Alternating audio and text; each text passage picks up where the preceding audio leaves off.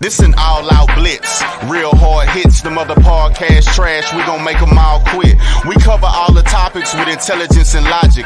I know you wanna score, but ID gon' stop it. We from Texas, so that mean that we Texans. Breaking down the X's and O's, our profession. No complaining, just training, you see the progression. They had a Pro Bowl for talk shows, we get selected.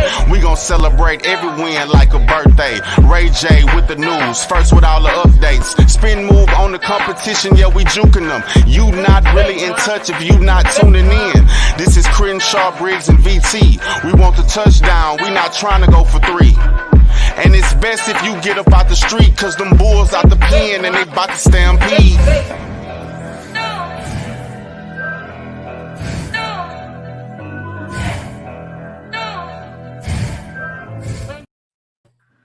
Hey everyone, welcome to the Texans Fan Battle Podcast. I'm your host tonight, Briggs, and as always with me I got my amazing trio. First off, this guy is a space legend. He likes to rant on Reddit and on YouTube, Mr. BT. Say what's up to the folks. What's going on, guys? And guys, if you've been watching this, I've had my A1 since day one. It started with me from the beginning. I got Mr. Crenshaw.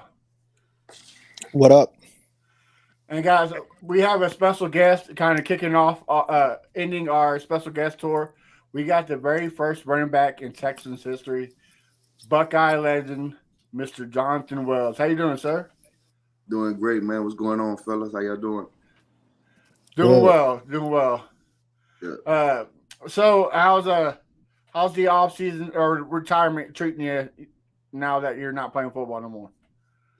Oh man, I've been out of football a long time, so this ain't nothing new for me. I've been missing it over 15 years. I wouldn't say I miss it. I don't miss like the violent part of it, but yeah, you miss the camaraderie, you miss the chicks, obviously. Right. Yeah. I can't say I miss running into these guys head first for sure. Right. Well, we'll kind of kick it off. NFL news wise, it's really just a lot of coaching changes.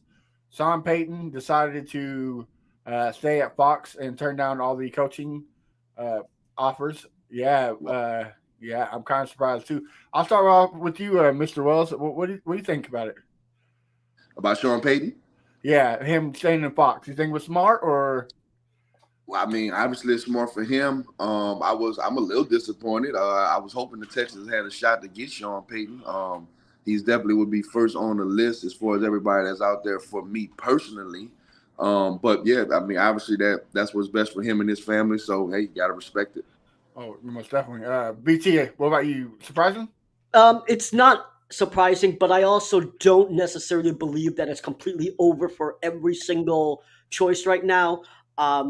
Just right before this broadcast, right, like less than an hour ago, Sean Payton actually basically poo-pooed a report that people thought that he was actually leaking towards. Mark Muske, I don't know how you actually pronounce his name, but he basically said that the rumor that he was not happy with the Broncos' leadership was false.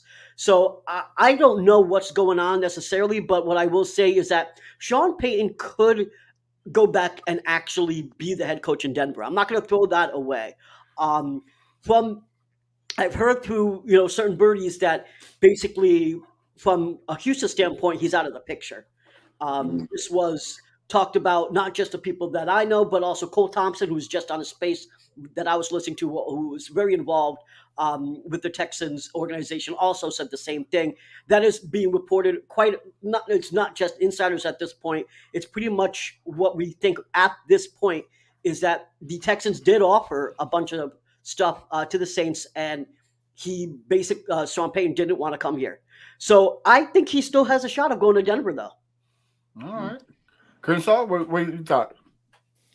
I think it's disappointing for the Saints because if you can't get no composition from him, then I mean it was a wash to me. I think at this point they should narrow it down. Don't try to get too much. Just get what you can, just so you can get rid of the guy. I'm with Jonathan. I wanted him to be our coach as well. I think to me he's the best coach out of all of them. I don't care about his age. I don't care about how he left the Saints. I just want somebody that I know for a fact that my offense is going to be fit and is going to get the right coordinators in here and the staff to get this ball rolling. I mean, and recent success too. I mean, yeah. A lot of success, a lot of success. One Super Bowl, yeah, but it's a lot of coaches on the one Super Bowl. So, but it is what it is. Yeah. And some other coaching changes. The first team looking for a head coach finally signed one. Frank Reich, the former Indianapolis head coach and the guy who led the comeback against the Oilers, is the new head coach of the Carolina Panthers. VT, I'll start with you. What's your thoughts, man? Well, I think for a certain organization, and Carolina being one of them, Frank Wright is a good choice. I'm just happy he wasn't going to be a coach here in Houston, and I know I'm going to get a lot of flack for this. I know that me and Crenshaw have gone back and forth, but on the head coaches, I'm an ageist. I essentially don't want anyone over 55 being the head coach anymore. And I know that sounds horrible to say. I'm going to probably get a lot of tweets saying, "God damn it, why do you care about the age?" But the bottom line is, I want a young person to grow with this organization, and it's also one of the reasons why I wasn't the biggest Sean Payton fan. So Frank Reich, good for Carolina, not great for Houston. Glad he's where he is. All right, Mr. Wells, what about you? You shocked? Yeah, I'm a little shocked. I mean, yeah, that's interesting news for sure. Frank Wright. Like I said, guys, I'll be honest. I really just started following the Houston Texans and the NFL. To be honest with you, I'm more of a Buckeye. That's my lane. I love college and my high school. Obviously, this is my first year being an ambassador for the organization. So I went to every game this year and had a ball getting back around the guys. So it's been amazing. But yeah, Frank Reich. I mean, hey, whatever.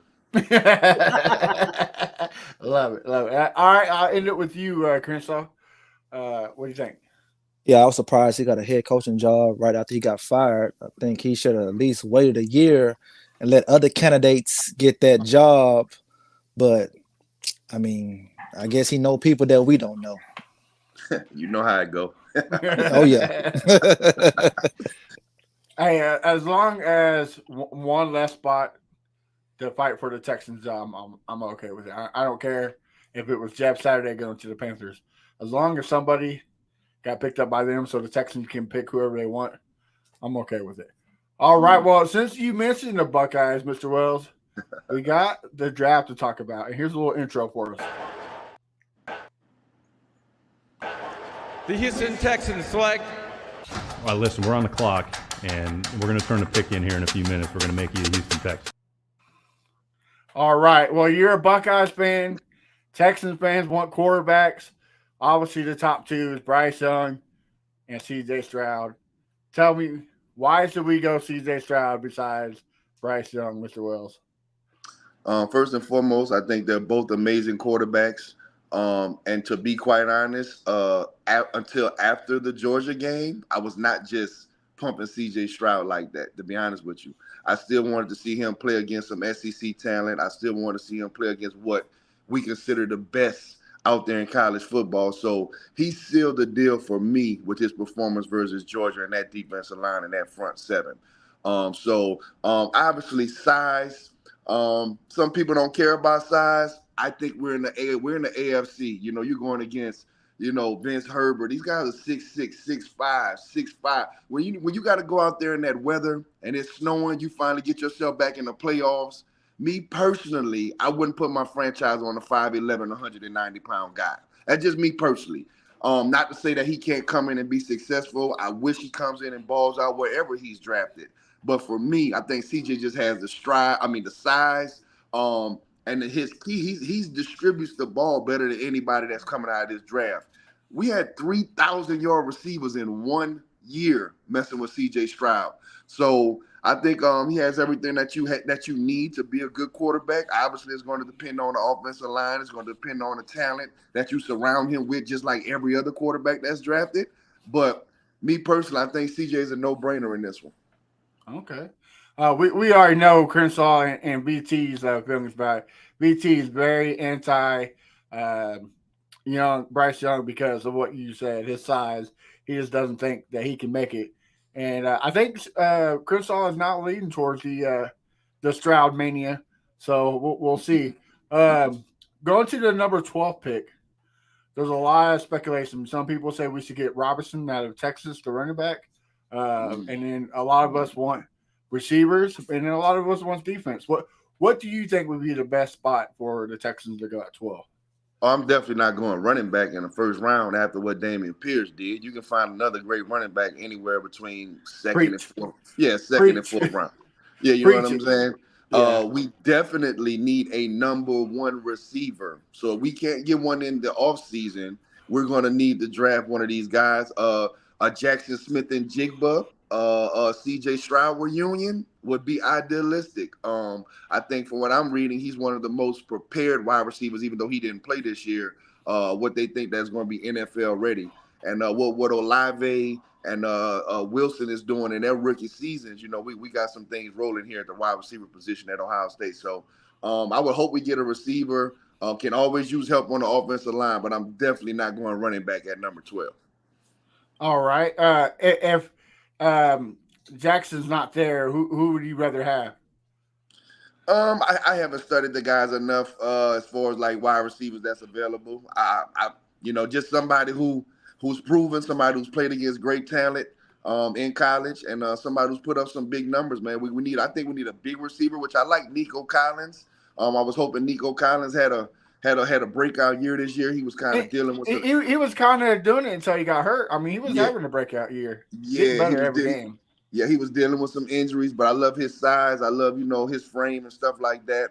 But I still think we need a solidified number one at receiver. Does that hurt rooting for Nico since he went to the Big Blue? Nah, man. Listen. We had our run, bro. We had a 20-year run. Since my senior year, 17-3. At the end of the day, the table's going to turn. But we're looking to get it back in our favor next year. But once you get to the league, man, it's all love. You know what I'm saying? I feel you. A couple comments before we move on. We need a number one running back, which we have in Pierce, and Pierce is definitely not good enough. I don't know what football you've been watching, but all right. Your opinion is your opinion. Let me ask a question to Mr. Wells, if you don't mind, about the receiver, because I know you mentioned receivers. I want to know what you think about Quentin Johnson, because he's the person that I favor because he's 6'4", 215 pounds. Out of TCU, projected to run a 4.4. I understand his route running is a little limited, but I think that can be expanded upon with coaching, right? Coaching is important. I think you can expand upon that. But he's got all the physical traits. He's got the size, obviously. To me, I have been looking for someone. I don't know. It's mirrored, so I'm pointing. All right. I've been looking for a Hopkins replacement ever since we lost Hopkins. And to me, Quentin Johnson could be that Hopkins replacement. I'm curious if you feel the same way. I've seen a couple of games that he played in, and he's definitely a great talent. So like if Smith and Jigba's not there, I think he may be the second wide receiver off the board or something like that. So yeah, that definitely wouldn't be bad, especially with him being 6'4", being able to run like that, a downfield threat. I think that'll be a great pickup in my opinion. All right, Crenshaw, who do you think we should take at 12? Receiver or defense? What's your opinion? If you go quarterback, you definitely got to go to wide receiver. I need those two married. I need those two to be in sync. I need those two to stay with each other for at least 3 weeks, in the off season.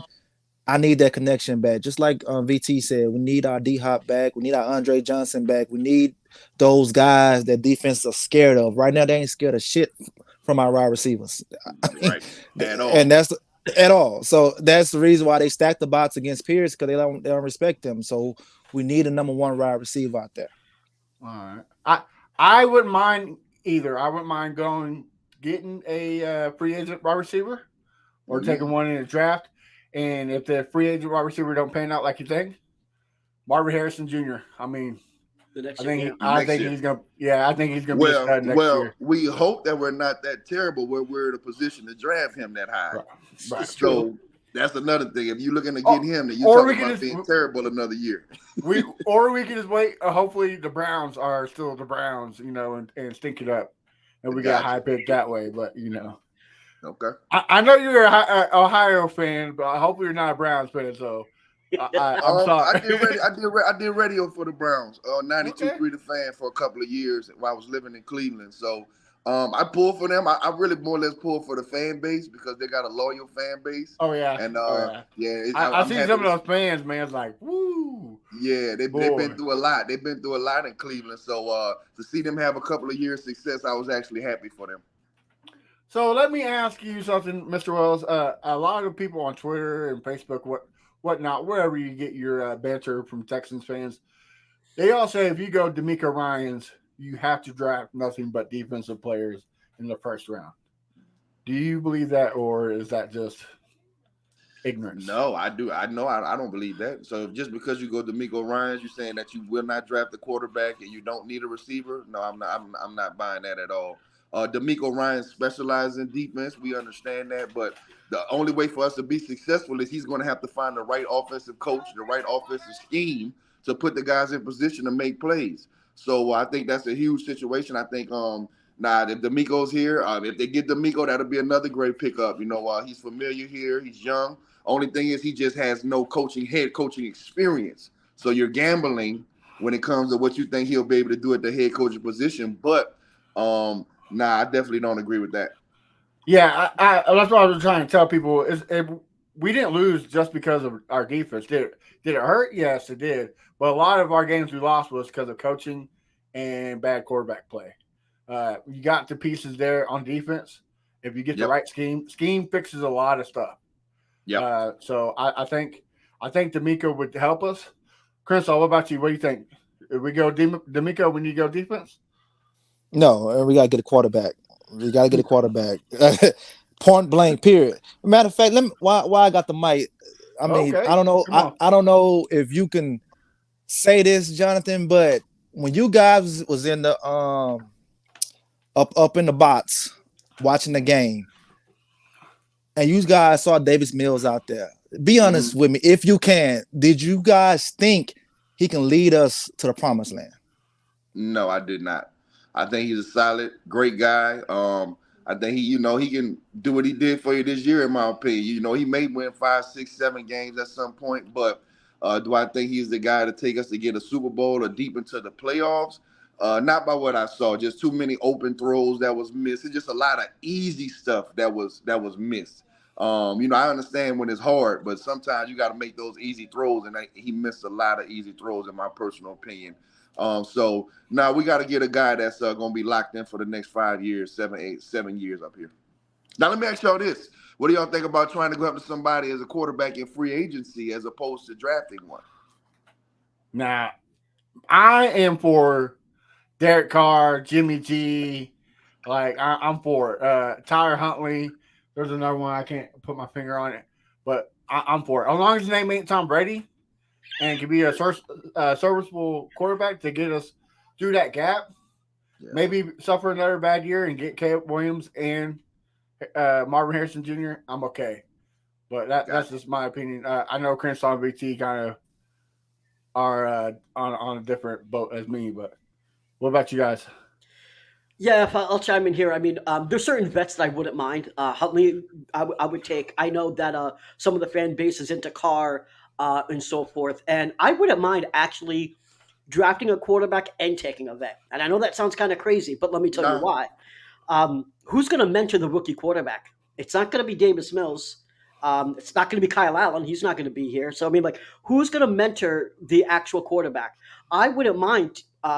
We got the money really to do it, right? So if we get Jimmy G and we say we get CJ Stroud, I can see having Jimmy G out there for the first couple of weeks, maybe the 2, 3, 4 weeks before you throw CJ Stroud into the Wolves. And we know that we also have issues with your offensive line. You played under historically bad offensive line, so I'm sure you know the struggles with it. Stroud is used to having a good offensive line. I don't know if you want to put him out there alone when we haven't solidified our O-line. I do think you may want to use a vet, and not to sound callous here, but I'd rather have Jimmy G get hurt than CJ Stroud. I know that sounds so bad to say. I don't know another way to say it, but you got to protect your new rookie quarterback, right? You can't just. I mean, do you want him to have another Carr situation where you get a new rookie quarterback and he's demolished, but because your offensive line can't protect him? I don't want that.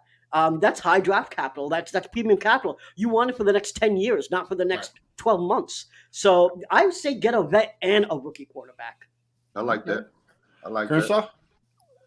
Oh yeah, I'm with it. I mean, I prefer Derek Carr and a rookie quarterback. Okay. Yeah. I didn't think y'all was in the car. Okay. Oh yeah. I think to me, I think him. I love him. I think he's the best veteran quarterback available. That's going to be available. Well, he probably gonna want to break the bank though, at the end of the day. So, it just depends on how much you can get a guy for and then still draft a quarterback. So I don't know about Carr, but I would love to have him. Obviously, Derek Carr was in the locker room, 7, 8, 9, 10 years old, sitting next to me playing catch in the locker room. So I know him from when he was a child. Way back, right? Yeah. And he's a great kid, great individual. I think he's worn out his welcome in Oakland. It's just time to, Las Vegas, so it's just time to get somewhere else and get a fresh start. But the kid can sling the football. He can easily get you 4,000, 4,500 yards with his eyes closed. And that's what we need. 30 touchdowns. I agree with you. Everybody wants to say he's had a bad year. He had Devontae Adams. Look, like I said earlier, scheming means a lot in football. I don't think that McDaniel's offensive scheme is the best. I know he came from the GOAT, Bill Belichick, but dude has had like 15 coaches, man, in his career. Like, you want to talk about unstable? Like, he's been in the most unstable organization pretty much. And that's what I tell people with Houston as well. Now, I wasn't watching them, but, the Texans were just in the playoff 3 years ago. So it's not like we're on one of those Cleveland Brown droughts where we've been 10, 15, 12 years. We were consistently winning the AFC South. We were up for that every year. And we were just in the playoffs a couple of years ago. Now, obviously, when you lose a franchise quarterback and all the internal stuff that was going on, which I have no idea about, I was nowhere around when that stuff was going on. I think we're not as far off as people may think. Because this year, we easily could have won 6, 7, 8 games this year. We were right there to win them. We just didn't have the veterans to close it out, or like you say, the clutch quarterback play to close out some of those close victories that we needed. But I don't think we were as off as people think. Yeah, I love Lovie Smith. I'm glad he brought the culture that we needed. I think it's something we needed to bring back to Houston to get us excited. But I don't think he was in football shape or had football shape. Like, the time management was terrible. The coaching decisions on the roster was terrible. Letting Pep Hamilton call the dual offense over and over and over again. It was terrible. I agree with you. I think we should have won at least 3 or 4 more games. I think we would with a different head coach. But going back to the Derek Carr, I would take him. If you look at the history of Derek Carr, when Amari Cooper left, he wasn't that great. Darren Waller wasn't nothing until he came to the Raiders. Like, he makes talent very good. Devontae Adams was the first receiver that was known without Derek Carr. And of course, he still had a good season, but it wasn't Devontae Adams' season. But I think it's coaching. So I veteran presence. Who no better one than Derek Carr. So I would take him. Let me just expand on the Carr thing, because my issue with Carr isn't that he can't throw the ball, because he can. The issue with him is that he makes bad decisions at the worst inopportune times, leading to interceptions. I can call it the Kirk Cousins curse. Say that 10 times fast. And essentially what it is, it's not that he doesn't know how to throw the ball, because he obviously does. He's got a decent arm too. It's the decision making when he's under pressure is what I have an issue with. And as much as people may make fun of Jimmy Garoppolo of just handing it over to a running back, being a game manager, sometimes being a game manager when you're a vet is actually a good thing. You're not losing games. You're focusing on whatever weapons you may have, and then leaving it up to your rookie quarterback to be that playmaker when he's good and ready. To me, I would rather have that Jimmy G, because he also comes from the from the Kyle Shanahan tree. So, I mean, from a mentorship standpoint, I would rather have someone from that tree come over and to help CJ Stroud than Derek Carr. Well, I mean, he's actually from the Belichick tree. But if you get if you get Jimmy Garoppolo, could you really tell if we got good wide receivers since he don't pass the ball as good? If you get Derek Carr, we can tell we got good wide receivers. But with Jimmy G, it's going to be limited, so it's going to be more tight end play. And I get what you're saying, B. Like a lot of people say that, but he is in number 12 of the all-time fourth quarter comebacks in history. So I mean, yeah, he does make some bonehead mistakes, but I mean, top 12, 15 fourth quarter comebacks. That's what Houston misses. How many games could we have won in the fourth quarter if we came back with the quarterback? I mean, you got a point there, right? Games are won or lost in the fourth quarter. That I'll agree with you there. And yeah, Jimmy G is a good game manager, but to me, Derek Carr is more of a master of the game. Like, he knows how to read the blitzes better. He knows when to audible. Like, it's just different things. I'd rather take Derek Carr's resume over Jimmy G's. But I get what you're saying, B. I don't hate it, but I'm a Derek Carr guy. I wanted Khalil Mack in the first, and I wanted Derek Carr in the second. I wanted the Raiders draft that year we picked up Clowney. But, of course, as history has it. Well, Mr. Wells, do you mind if we ask you a couple questions since we have one of the OGs of Houston football? Oh, yeah, please do. I'll start it off with you, BT. You got a question for Mr. Wells? Yeah. So you're incredibly well known for having that 129-yard game, 3 TDs against Michigan, right? And I want to know, like, obviously you follow Ohio State quite a bit, but when you came to Houston, is there any sort of moment that you can kind of compare to be on that level where you were at Houston saying this was my best day or best game? Yeah, I mean, obviously, I only rushed for 100 yards in my limited time one time against the Oakland Raiders.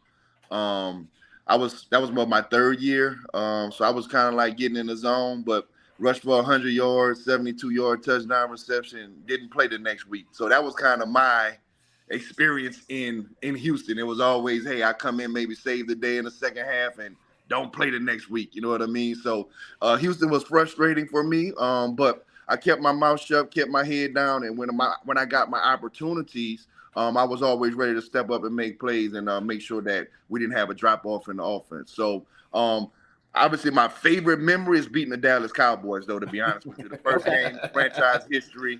The energy in NRG is something that I miss. Oh, my God. Like, if you go back and watch that game right now, you can see the TV and the cameras jumping because it was so crazy in there.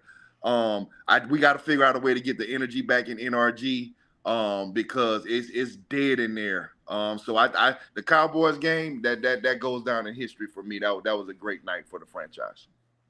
All right. Great answer. Crenshaw, what about you? Earlier you say you're big Ohio State and high school fan. So who was the best running back to come out of John Curtis Christian? Who's the best? Yes, to come out of John Curtis Christian. Whew. Boy, that's a running back factory. A lot of these guys maybe didn't make the NFL or play college at the highest level, but on a high school level? High school level, yes. Yeah. Man. I got to go with Reggie Duport back in the late 70s, went to SMU. Our only first-round draft pick from John Curtis. And then also, Joe McKnight, rest in peace to my little brother, Joe McKnight. He was amazing. Chris Howard, one of my mentors, amazing. Went to the team up north, played in the league a couple years. So, there's a lot of guys, man, that held it down at running back at Curtis. All right. Okay, I got one more. How did From the Ground Up Records start? Oh, damn. Man, listen, that came out the blue, honestly, bro. My career ended like so abruptly because of some decisions that I made. And then I basically, it came to an end abruptly. And then one of my people that I had met in New Orleans, he approached me like, man, I'm starting this record label. Won't you come and partner with me? And I kind of just jumped up on it, man, and hit the ground running. 3 years out of the league, we signed Malaj, It Ain't Tricking If You Got It. Had a top 15 song on the billboards. And we signed those guys to Sony Jive. So we had a little success in the music industry, not what I wanted. But yeah, that's how that started, man. One of my partners hit me up, and I had some money laying around, and I just jumped in. All right, BT. Hold on. I got one more. Okay, go ahead. I like it. Are you still 13th all time in Ohio State rushing? Oh, absolutely not. No. When I left, I was 10th. I think I was 10th when I left. Right now, I'm probably like 21, 22.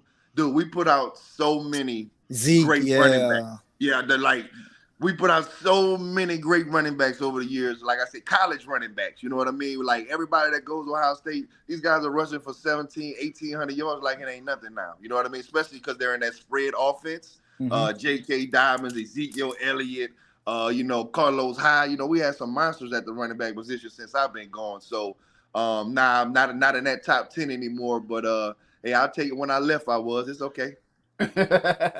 All right, and then one more. Somebody just sent me this message. They want to know, are you kin to Beanie Wells? Nah, that's my little brother. That's my family. We're not kin.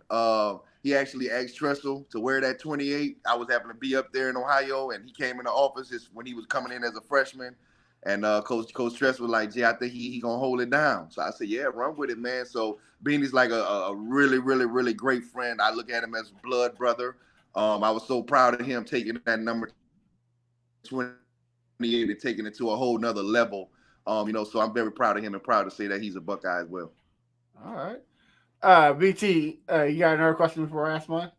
Yeah, so we did touch upon the bad offensive line that you had to work under when you were at Houston. Well, but the question is, let me say this. Let me say this before you go. I'm sorry. Okay. I won't say that we had a bad offensive line. What I will say is we had the youngest offense probably to ever start in NFL history. We had 7 rookies starting on offense alone. So none of us had any experience. We were just thrown into the fire. We had to figure that shit out.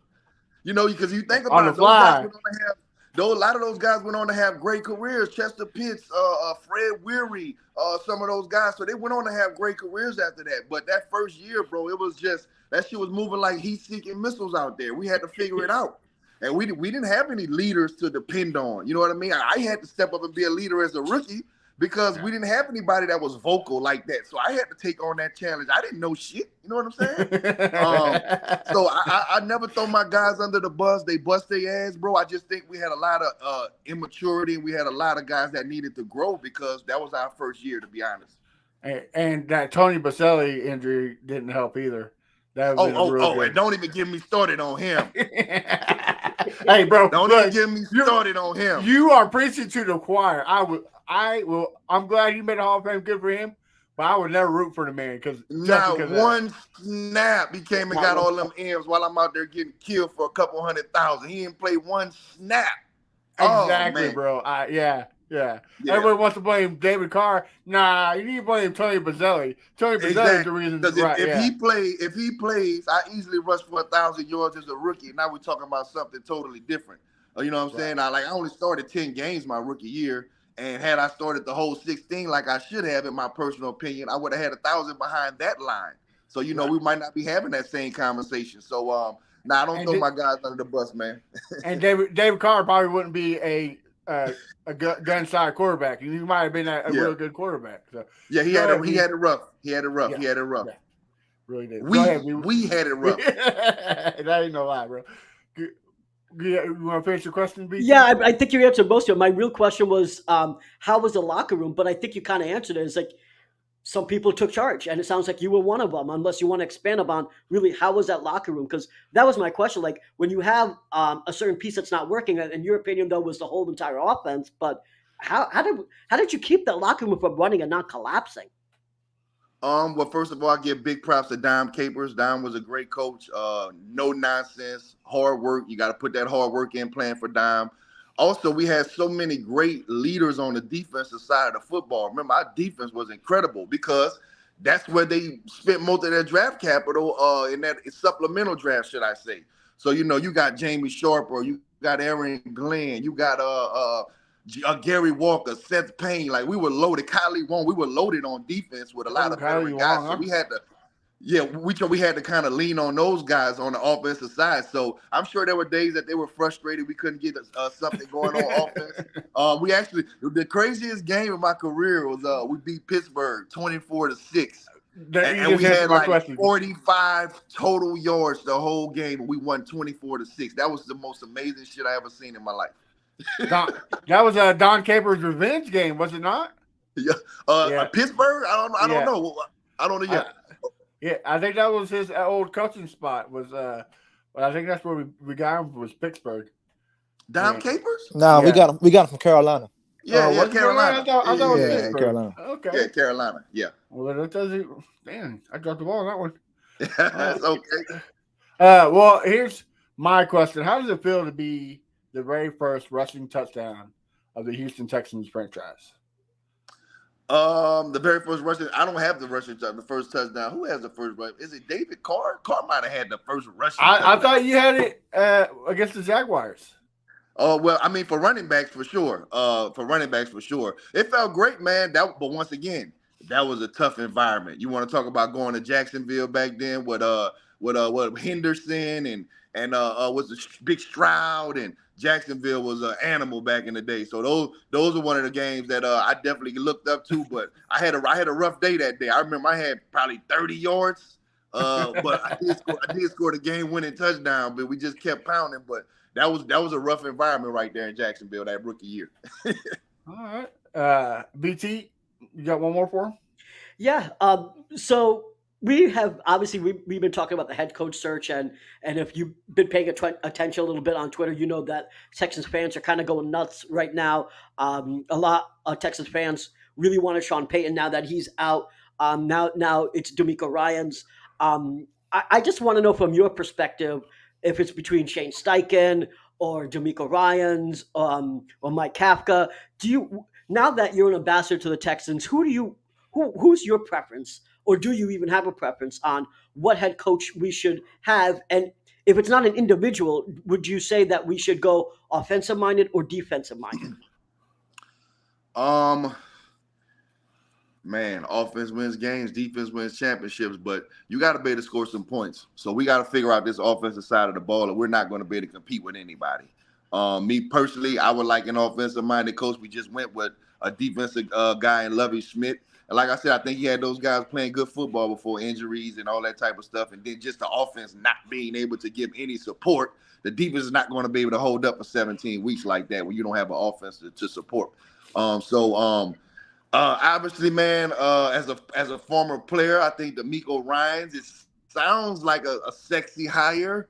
But like I said, I'm just a little worried about not having any head coaching experience. But if he gets that opportunity, we're going to welcome him with open arms, and whoever they bring in, we're going to welcome him with open arms. That's really out of my league. That's out of my thing. But whoever they choose, I just wish we choose right, and that we can get somebody here that can be here for the next 5 to 7, 8, 10 years without having to go through this again in another 2 to 3 years. That's what I don't want to happen. So whoever they choose, exactly. I just hope they get it right. Yes, sir. Crenshaw, one more for him. What you got? Or you like to go on the spree. What you got, brother? All right, I just got two. One Texans and one Ohio State. Texans. How did you feel when we drafted Dominique Davis? And go ahead. And the next one, do you think Kyle McCarr is going to do well for Ohio State? Gotcha. How do I feel when we drafted Dominique Davis? I didn't feel anything at all. At that point, the Texans had already decided right after my rookie year that they would be the guy. Remember, they didn't draft Dominique Davis and think, they didn't draft Dominique Davis and think that was going to happen. Dominique Davis was like, a late round like me, fourth round pick pretty much. Stacey Mack was the guy they brought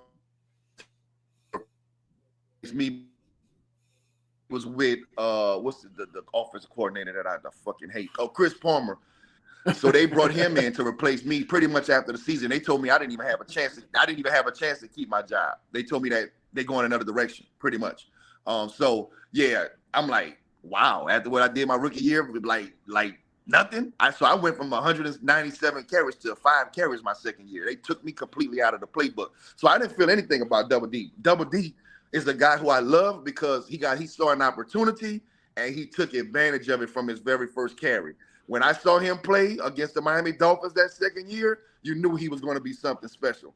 So I love Dominic Davis. We never had no beef or nothing like that. I always supported him. Dominic Davis saw his opportunity, stepped in there and made the most of it, got his money up and got right out of there. So Dominic Davis, I love Double D. Double D was a monster. I like him. I wish that neck injury never happened, man. He was such a beast at the running back. I think he had a knee. His knee. Oh, was knee? I thought it was in there. Yeah. And then as far as Kyle McCord, I am at the mindset that any quarterback that we choose at Ohio State, he's going to ball out. Ryan Day is definitely a quarterback guru.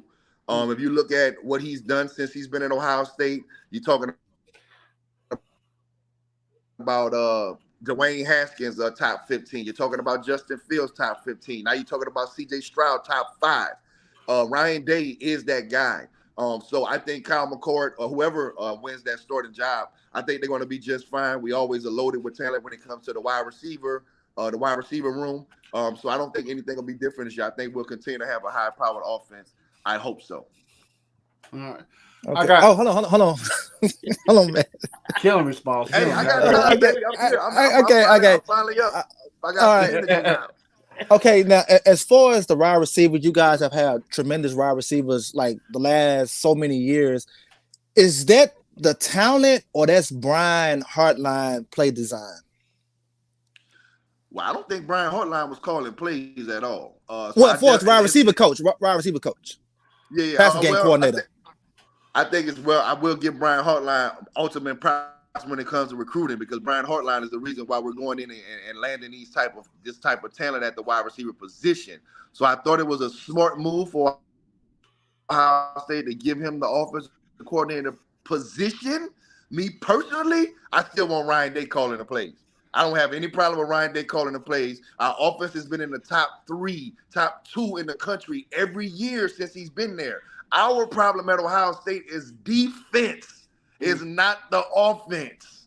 Our problem is we can't stop no damn body for the last couple of years. So I don't know why he's giving up his play calling rights when they're not the problem. We got to figure out this defense. We just brought in the defensive coordinator, gave him $2 million a year, Jim knows. And to be quite honest with you, Buckeye Nation, we thought we had our guy into the Michigan game. Like, he balled out. He took us from in the 70s or 80s as a defense and brought everything into the top 10 in 1 year. He doesn't even have any of his players that he recruited yet. So I think we're going in the right direction. But Ryan Day, he's amazing. I love Ryan Day. I don't have any problem with Ryan Day right now.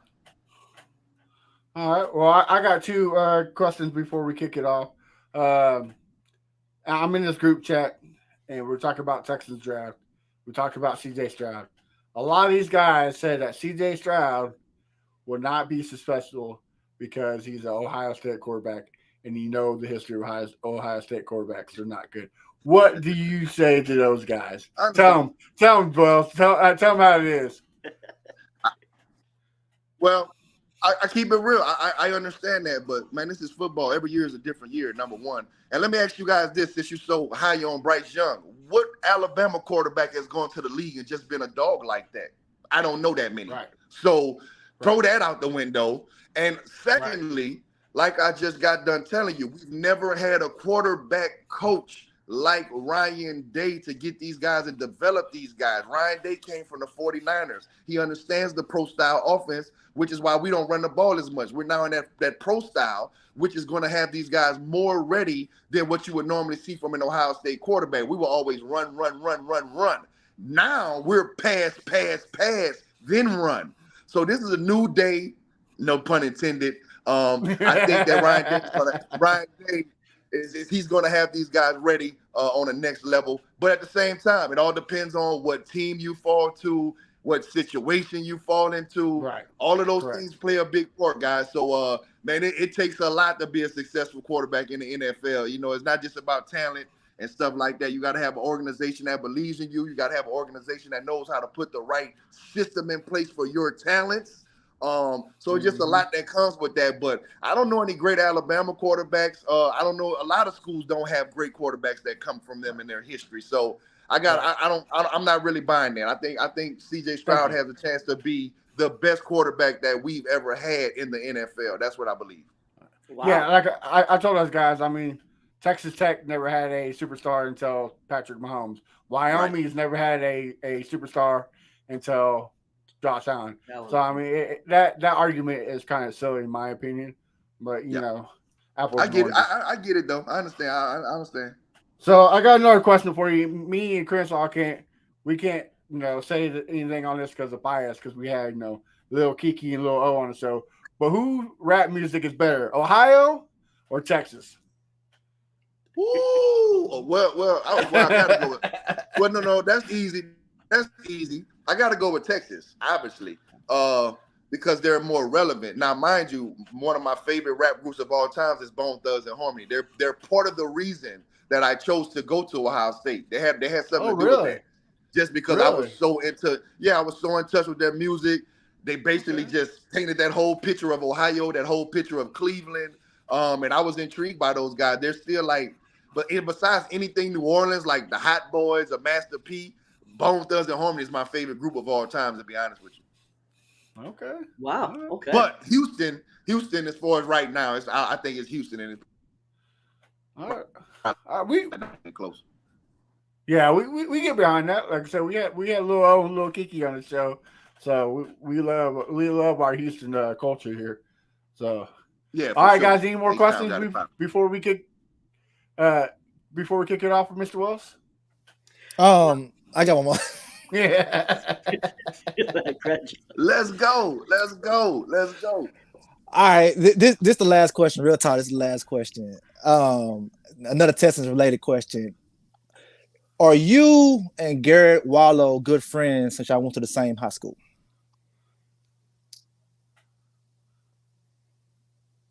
Yeah, man, that's my little brother. Shout out to my bro, Garrett Wallow. I'm sorry, Garrett Wallow. Listen, he's wearing number 32, just like me. So that just happened organically. But when I saw that, I was extremely happy, obviously. So, I was the first 32 in franchise history. Now he coming back, he rocking it. I got a lot of love for my man Garrett Wallow. Great guy, great kid, man, just a great individual, and I wish him nothing but success moving forward in his career for sure. All right, BT, got anything else? Yeah, I got one last question. Now that NIL is such a big deal, and do you think that we could see a reduction in quality in the NFL and then actually better college football because players will stay there a little longer, potentially staying there until they're a senior because of NIL, and which means that we won't have the juniors coming here. We'll have seniors coming to the NFL. That's a tough one. But listen, here's the deal. If a guy's ranked to be in the top first round, I still don't think an NIL deal is going to pull him back. Because if that was the case, CJ Stroud, I know we just offered him the house to stay at Ohio State. So, but there's nothing like going to get 20, 30, 40, $50 million guaranteed as opposed to coming back to college where, especially if you're at a college like Ohio State, CJ Stroud could pass for 5,000 yards. You let him come back next year and pass for 4,990 yards. Buckeye Nation will have you to believe this man sucks. So, listen, go get your bag, take care of your family. I'm always going to be a proponent of that.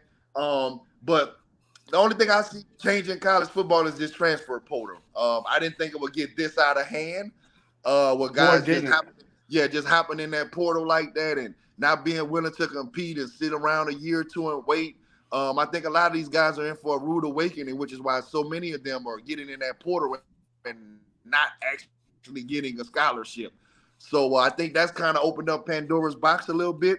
But as far as the NIL, I don't think that's going to sway a guy who's realistically a top 15 prospect to go back to college. I don't think so. All right. Okay. Well, Mr. Wells, man, thank you for coming on. A pleasure having the OG like you on. Tell everybody where we can find you on social media and what you got cooking, so that way we can watch out and follow you for it. Gotcha, man. I'm actually now.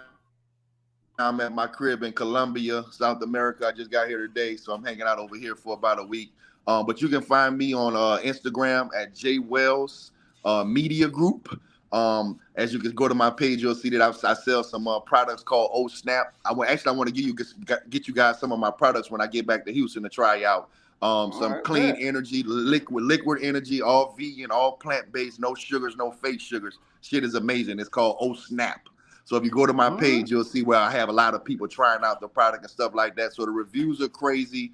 So that's kind of what I do right now. Obviously an ambassador for the Texans, and we got some international business that we're doing in Colombia as well. So me and my wife, we got quite a few things rolling. But yeah, hit me up on Instagram, man. DM me, whatever. I'm always available. All right, awesome, man. And we're you got a Twitter we can follow, or you don't do Twitter? I'm not. That's definitely not my Twitter, the one that keeps popping up. I think Okay. it's JWells Media or something as well. But I'm not on Twitter at all. I'm not on. I literally stick to IG, and pretty much Facebook is where you can find me. I'm an old guy, man. I got you. Look, man, I'm just getting used to Twitter, so I get it. So, all right, Crenshaw, what about you, brother? Where we can find you? Find me at Fifth Ward Crenshaw everywhere. And BT, what about you? You can find me at Brown Chubby Bear on Twitter, and check out TexansFanBattle.com. I have all my blogs up there, and I've been doing this new series called Another VT Rant. So my latest one's about D'Amico Ryans. I have one there about Shane Steichen. So check out the YouTube if you're watching this on Facebook or Twitter. Check out our YouTube, Texans Fan Battle. All right, guys. And you can find me at A1 Day One Texans, and of course the podcast at Texans Fan Battle. Guys, next month is an amazing month. It's Black History Month. We want to celebrate it off the right way. So you will not get this, great host all next month. Next month you will get my boy Crenshaw. He will be hosting it, and we're gonna have wonderful guests like Amobe Koye, Biggie Fig. We're gonna have some great guests to kind of give their experience of this great month. So make sure you definitely check us out and show us some love. So again, guys, y'all have a wonderful evening, and hopefully we hear who our coach is soon. Till then, have a good night. Go Texans.